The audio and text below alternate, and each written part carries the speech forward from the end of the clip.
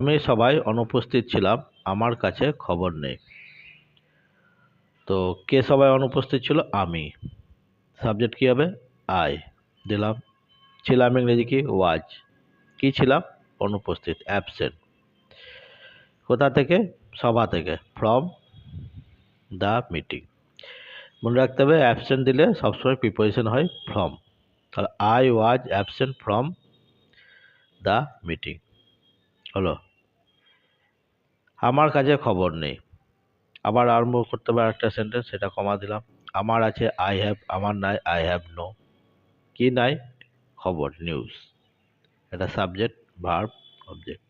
I have no news. ঠিক আছে। তারপর দেখো 10-এরটা বলছে মহিম বাবু বড় পণ্ডিত ছিলেন, একটা সেন্টেন্স। তারপরে তার খ্যাতি ছিল। তো এই সেন্টেন্সটা সাবজেক্ট